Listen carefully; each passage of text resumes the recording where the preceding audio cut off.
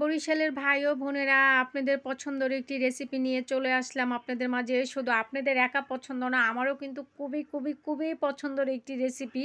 শীতে যদি রেসিপিটা না খাওয়া হয় তাহলে মনে হয় যে শীতের অনুভূতিটা বোঝাই যাচ্ছে না, শীত শীত মনেই হয় না। আর অন্য ডিস্ট্রিক্টের ভাই বোনদেরকে উদ্দেশ্য করে বলছি, আপনারা যদি একবারে রেসিপিটা করে খান তাহলে বুঝতে পারবেন কি পরিমাণে যে এটা মজা, সেটা আমি আপনাদেরকে বলে বুঝাইতে পারবো না, খেলে বুঝতে পারবেন। আমি তো মনে করেন এটা যত দিবেন ততই খেতে পারবো। আসসালামু আলাইকুম, ওয়েলকাম টু মাই চ্যানেল। কেমন আছেন আমার প্রিয় ভাই ও বোনেরা? আশা করি সকলেই ভালো আছেন। আলহামদুলিল্লাহ আমিও ভালো আছি। এখানে আমি নিয়ে নিলাম তালের ফুফরা, নিয়ে নিলাম এখানে নারকেল কুড়ানো, নিয়ে নিলাম আদা। এখানে আমি 1 পট চাল নিয়েছি, পোলাও চাল ভিজিয়ে রেখেছিলাম। এখন এটাকে আমি ব্লেন্ডার করে নেব। পোলাও চালটা আর আদাটাকে একসাথে মিলিয়েই ব্লেন্ডার করে নিতে হবে।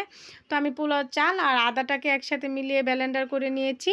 তারপরে যে ফুফরাগুলো ছিল তালের, সেই ফুফরাগুলোকে আমি দেখেন কুচি কুচি করে কেটে নিয়েছি। কেটে একটু হাতে কেসলিয়ে নিচ্ছি যেন এটা একটু নরম হয়ে যায়। তারপরে আমি দিয়ে দিচ্ছি চালের যে ব্লেন্ডারের করা ছিল সেটাতে। এখানে আমি নারকেলটাকে কেসলিয়ে নিচ্ছি। তারপর এখানে পরিমাণ মতো চিনি নিয়ে নিচ্ছি। দেখেন চিনি সহকারে আমি নারকেলটাকে ভালোভাবে কেসলিয়ে নিচ্ছি। তারপরে এটাকেও আমি দিয়ে দিব একসাথে। দেখতেই পাচ্ছেন, এটাকেও আমি এই ফুফরার সাথে মিলিয়ে দিব এখানে। আর এই ফুফরাগুলো কিন্তু আপনাদের ভাইয়া বরিশাল থেকে নিয়ে এসেছিল, কারণ আমার এই রেসিপিটা খুবই পছন্দ। তাই আপনার ভাইয়া যখনই শীত আসে তখনই বরিশাল থেকে এই ফুফরাগুলো নিয়ে আসে। আর দিয়ে দিলাম এখানে একটু খেজুরের গুড়, যেন ফ্লেভারটা একটু ভালো আসে, সুন্দর গ্রান আসে।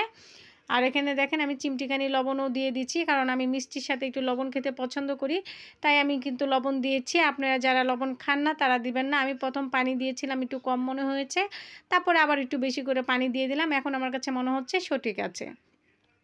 তো দেখেন খুব সুন্দরভাবে কিন্তু হয়ে গিয়েছে আমার মলিদা রেডি। তো এখন এই মলিদা আপনার ভাইয়া নিয়ে যাচ্ছে তার অন্য অন্য স্টাফ যারা আছে তাদেরকে দেওয়ার জন্য।